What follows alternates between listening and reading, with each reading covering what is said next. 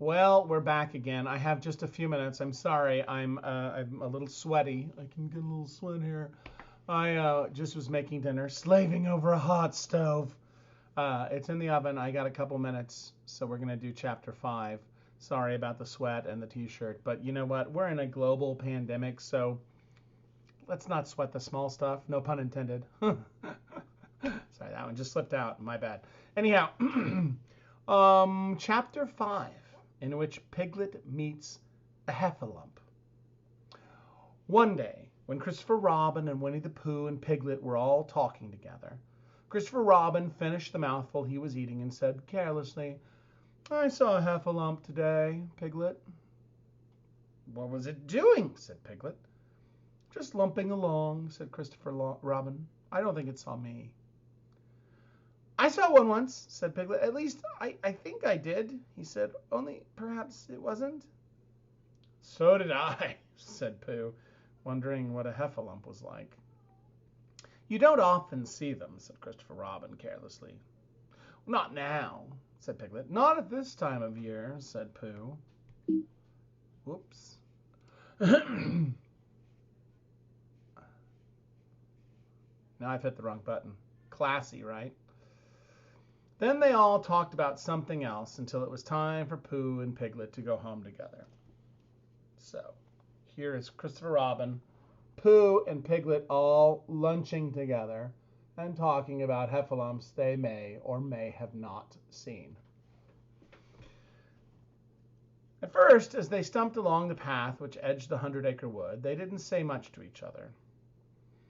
But when they came to the stream and had helped each other across the stepping stones, this is Pooh and Piglet, by the way,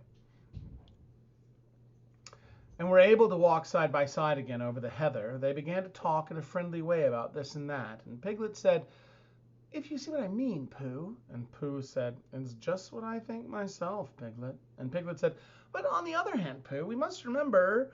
And Pooh said, "Quite true, Piglet, although I had forgotten it for the moment." And then, just as they came to the 6 pine trees, Pooh looked round to see that nobody else was listening and said in a very solemn voice, "Piglet, I've decided something." "What have you decided, Pooh?" "I've decided to catch a heffalump." Pooh nodded his head several times as he said this and waited for Piglet to say, "How?" or "Pooh, you couldn't," or something helpful of that sort. But Piglet said nothing. The fact was, Piglet was wishing that he had thought about it first. "I shall do it," said Pooh, after waiting a little longer, "by means of a trap. And it must be a cunning trap. So you'll have to help me, Piglet." "Pooh," said Piglet, feeling quite happy again now, "I will." And then he said, "How shall we do it?" And Pooh said, "That's just it. How?" And then they sat down together to think it out. Pooh's first idea was that they should dig a very deep pit, and then the heffalump would come along and fall into the pit. And "Why?" said Piglet. "Why not?" said Pooh. "Well, why would he fall in?" Pooh rubbed his nose with his paw and said that the heffalump might be walking along, humming a little song and looking up in the sky, wondering if it would rain, and so he wouldn't see the very deep pit till he was halfway down, when it would be too late. Piglet said that this was a very good trap, but supposing it were raining already? Pooh rubbed his nose again and said that he hadn't thought of that. And then he brightened up and said that if it were raining already, the heffalump would be looking at the sky, wondering if it would clear up, and so he wouldn't see the very deep pit till he was halfway down, when it would be too late. Piglet said that now that this point had been explained, he thought it was a cunning trap. Pooh was very proud when he heard this, and he felt that the heffalump was as good as caught already. But there was just one other thing which had to be thought about, and it was this: where should they dig the very deep pit? Piglet said that the best place would be somewhere where a heffalump was, just before he fell into it, only about a foot farther on. "But then he would see us digging it," said Pooh. "Not if he was looking at the sky." "He would suspect," said Pooh, "if he happened to look down." He thought for a long time and then added sadly, "It isn't as easy as I thought. I suppose that's why heffalumps hardly ever get caught. That must be it, said Piglet. They sighed and got up, and when they'd taken a few gorse prickles out of themselves, they sat down again. And all the time Pooh was saying to himself, if only I could think of something. For he felt sure that a very clever brain could catch a heffalump if only he knew the right way to go about it.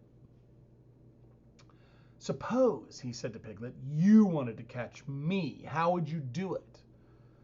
Well, said Piglet, I should do it like this. I should make a trap, and I should put a jar of honey in the trap, and you would smell it, and you would go in after it, and I would go in after it, said Pooh excitedly, only very carefully, so as not to hurt myself. I'd get to the jar of honey, and I should lick around the edges first of all, pretending that there wasn't any more, and then I should walk away and think about it a little, and then I'd come back and start licking the middle of the jar, and then, yes, well, never mind about that. There you would be, and there I should catch you.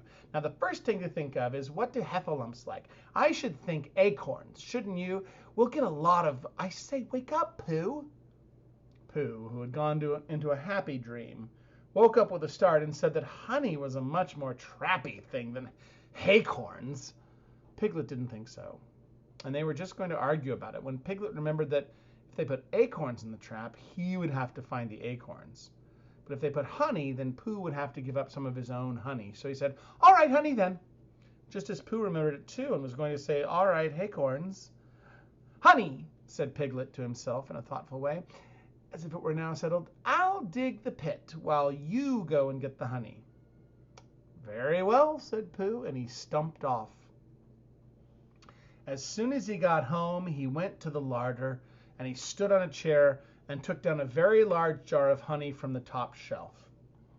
There he is, taking down a very large jar of honey from the top shelf of the larder. Larder's kind of like a pantry. I think that's the word we use here in the United States. It had honey, Hunny, written on it, but just to make sure, he took off the paper cover and looked at it, and it looked like honey. But you never can tell, said Pooh. I remember my uncle saying once that he'd seen cheese just this color. So he put his tongue in, took a large lick. Yes, he said, it is. No doubt about that. And honey, I should say, right down to the bottom of the jar. Unless, of course, he said, somebody put cheese in the bottom just for a joke. Perhaps I'd better go a little further, just in case heffalumps don't like cheese, same as me. And he gave a deep sigh. I was right. It is honey, right the way down. Having made certain of this, he took the jar back to Piglet, and Piglet looked up from the bottom of his very deep pit and said, got it? And Pooh said, yes, but it isn't quite a full jar. And he threw it down to Piglet, and Piglet said, no, it isn't. Is that all you've got left? And Pooh said, yes, because it was. So Piglet put the jar at the bottom of the pit and climbed out, and they went off together. There we go. Pooh standing at the top of the pit with his nearly empty honey jar, and there's Piglet down at the bottom. Well, good night, Pooh, said Piglet when they got to Pooh's house. And we meet at 6 o'clock tomorrow morning by the pine trees and see how many heffalumps we've got in our trap. 6 o'clock, Piglet. And have you got any string? No. What do you want with string? To lead them home with? Oh, I think heffalumps come if you whistle. Some do and some don't. You never can tell with heffalumps. Well, good night. Good night. And off Piglet trotted to his house, Trespassers W, while Pooh made his preparations for bed. Some hours later, just as the night was beginning to steal away, Pooh woke up suddenly with a sinking feeling. He had had that sinking feeling before, and he knew what it meant. He was hungry. So he went to the larder, and he stood on a chair and reached up to the top shelf and found nothing. That's funny, he thought. I know I had a jar of honey there. A full jar, full of honey right up to the top. It had H-U-N-N-Y, honey, written on it, so that I should know it was honey. That's very funny. And then he began to wander up and down, wondering where it was, and murmuring a murmur to himself like this. It's very, very funny, 'cause I know I had some honey, 'cause it had a label on saying honey. A galoptrus full of pot too, and I don't know where it's got to. Now I don't know where it's gone. Well, it's funny. He had murmured this to himself 3 times in a singing sort of way when suddenly he remembered. He had put it into the cunning trap to catch the heffalump. Bother, said Pooh. It all comes of trying to be kind to heffalumps. And he got back into bed. But he couldn't sleep. The more he tried to sleep, the more he couldn't. He tried counting sheep, which is sometimes a good way of getting to sleep, and as that was no good, he tried counting heffalumps. And that was worse, because every heffalump that he counted was making straight for a pot of Pooh's honey and eating it all. For some minutes he lay there miserably, but when the 587th heffalump was licking its jaws and saying to itself, very good honey this, I don't know when I've tasted better, Pooh could bear it no longer. He jumped out of bed. He ran out of the house, and he ran straight to the 6 pine trees. Let's see if we can see Pooh dreaming of the heffalumps eating all of his honey. That's a horrible dream. What a terrible, terrible nightmare of a dream. Poor Pooh. The sun was still in bed, but there was a lightness in the sky over the 100-acre wood, which seemed to show that it was waking up and would soon be kicking off the clothes. In the half-light, the pine trees looked cold and lonely, and the very deep pit seemed deeper than it was, and Pooh's jar of honey at the bottom was something mysterious, a shape no more.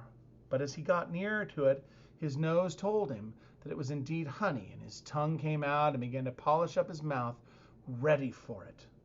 I think I've got a picture of him with his nose close, ready for it. Got to figure out how to show you this without showing you the next one. There you go. There he is looking. Bother, said Pooh as he got his nose inside the jar. A heffalump has been eating it. And then he thought a little and said, oh no, I did. I forgot. Indeed, he had eaten most of it.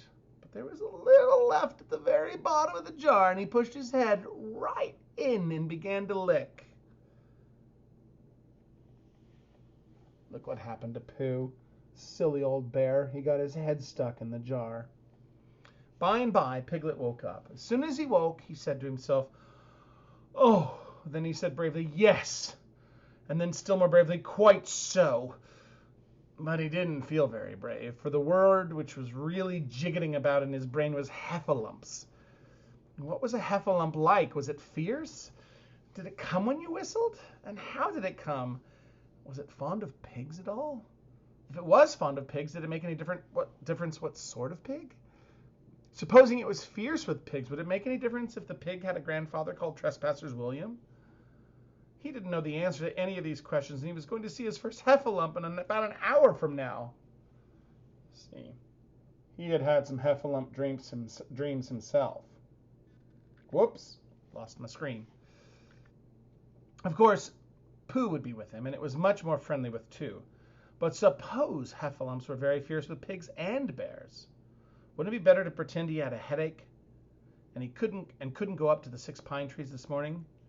But then suppose that it was a very fine day and there was no heffalump in the trap. Here he would be in bed all morning, simply wasting his time for nothing. What should he do? And then he had a clever idea.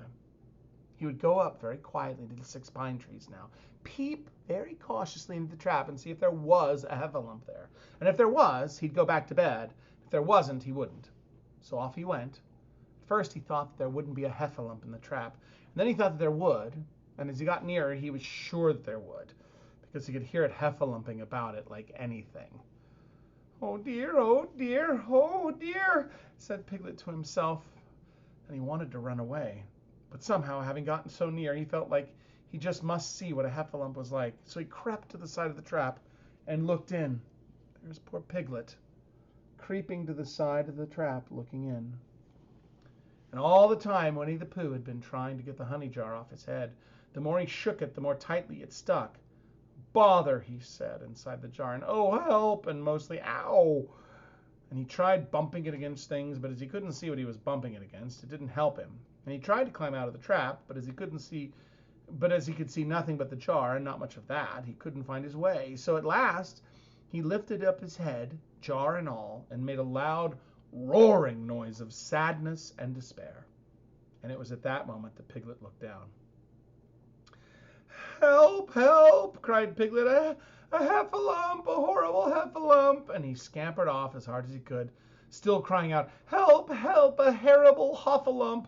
Huff, huff, a hellable horralump. Hole, hole, a huffable hellerump." And he didn't stop crying, scampering until he got to Christopher Robin's house. Here's a picture of what he saw. He saw this image. He thought, "That's a heffalump." But it was really just Pooh with a jar on his head. "Whatever's the matter, Piglet?" said Christopher Robin, who was just getting up. "Heff," said Piglet, breathing so hard that he could hardly speak. "A heffalump." "Where?" "Up there," said Piglet, waving his paw. "What did it look like?" Like it had the biggest head you ever saw, Christopher Robin. A great, enormous thing. Like nothing. A huge, big, well, I don't know, like an enormous, big nothing. Like a jar. "Well," said Christopher Robin, putting on his shoes, "I shall go and look at it. Come on." There. He's got his shoes on, and he's going to go run off with Piglet to see this heffalump.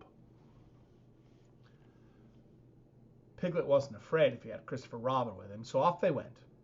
"I can hear it, can't you?" said Piglet anxiously as they got near. "I can hear something," said Christopher Robin. It was Pooh, bumping his head against a tree root he had found. "There," said Piglet. "Isn't it awful?" And he held on so tight to Christopher Robin's hand. Suddenly, Christopher Robin began to laugh, and he laughed, and he laughed, and he laughed. And while he was still laughing, crash went the heffalump's head against the tree root, smash went the jar, and out came Pooh's head again. Here he is, right before he smashes open the jar. Then Piglet saw what a foolish Piglet he had been, and he was so ashamed of himself, poor Piglet, so ashamed of himself that he ran straight off home and went to bed with a headache. I've been there, Piglet. But Christopher Robin and Pooh went home to breakfast together. "Oh, Bear," said Christopher Robin, "how I do love you." "So do I," said Pooh. "Well, I have to go take my dinner out of the oven in 1 minute and 45 seconds. So I hope you have a wonderful night. And remember, be careful with heffalumps."